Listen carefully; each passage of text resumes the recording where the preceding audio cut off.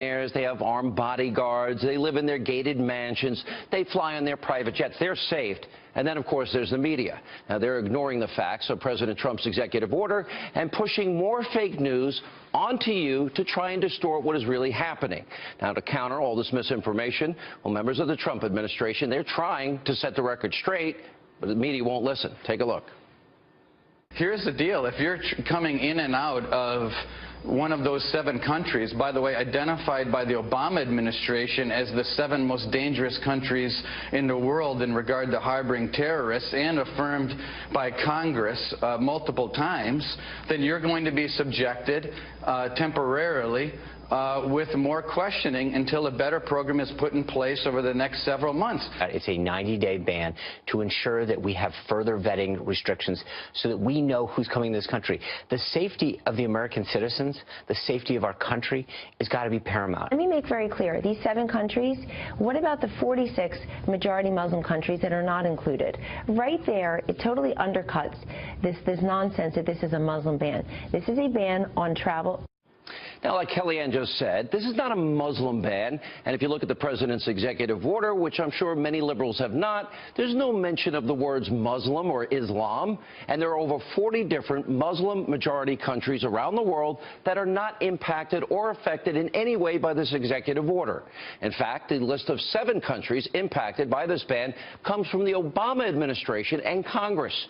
Now, in 2015, the Terrorist Travel Prevention Act, which Chuck Schumer voted for as part of a larger bill, placed U.S. travel restrictions on some citizens from Iran, Iraq, Sudan, and Syria, and on other foreigners who previously traveled to those countries. Then, last year, President Obama's Department of Homeland Security, they added Libya, Somalia, and Yemen to the list. So these countries were not randomly chosen by the Trump administration. And not to mention, most of these measures, they're temporary. Hear that? Temporary. Now, citizens in some cases from the 7 countries are banned from entering the U.S. for only 90 days, and the U.S. refugee program will resume after 120 days. Now, the president did suspend the Syrian refugee program, but only until extreme vetting measures can be put in place. What the president is doing is giving national security officials the time they need to strengthen vetting, which is what he's been saying he would do for months. It was a major part of this campaign. As President Obama once said, well, campaign, elections, they have consequences. Now, this compares to what past presidents have done. Now, back in 2011, after it was discovered that 2 Iraqi refugees living here in America were trying to assist al-Qaeda, well, President Obama reacted by suspending travel for some people from Iraq for 6 months. And after Iran took over the American embassy in Tehran in 1979, Democratic President Jimmy Carter, he imposed travel restrictions on all Iranians, including Iranian students that were studying in America. And Carter even had a few hundred of those students, they were deported. They were thrown out. Unlike what liberals have been saying, President Trump will still be accepting refugees. His executive order will allow for more than 50,000, which aside from 2016 is in line with previous amounts from past administrations. And not to mention top Obama officials, intelligence, national security officials, they have been repeatedly warning about ISIS infiltrating the refugee population. Remember this. Would that bring in Syrian refugees pose a greater risk to Americans?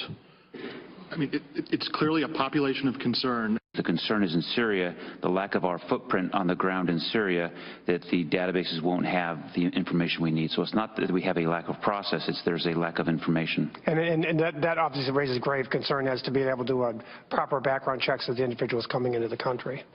Yes. I don't obviously put it past the likes of ISIL to infiltrate operatives among these refugees. We can only query against that which we have collected.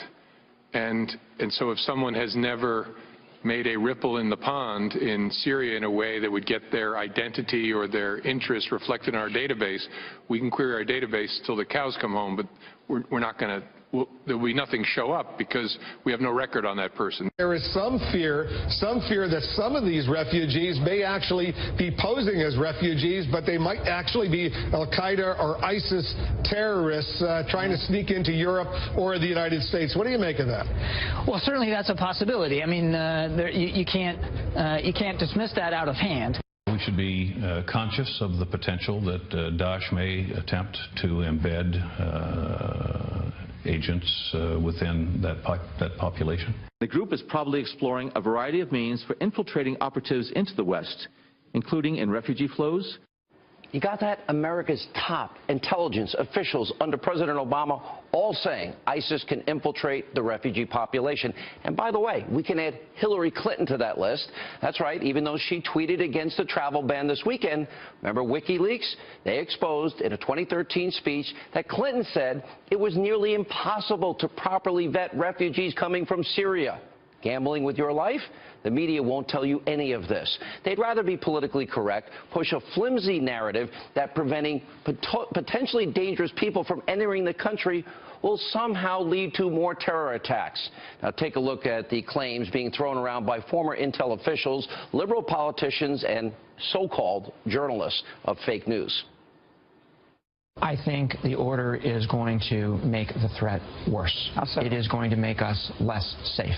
So it doesn't make the threat any less, while at the same time it's playing right into the ISIS narrative. This makes us less safe. There's no question in my mind that anyone involved in law enforcement, anyone involved in international security considers this an order that makes us less safe. This will make us less safe. John McCain is exactly right.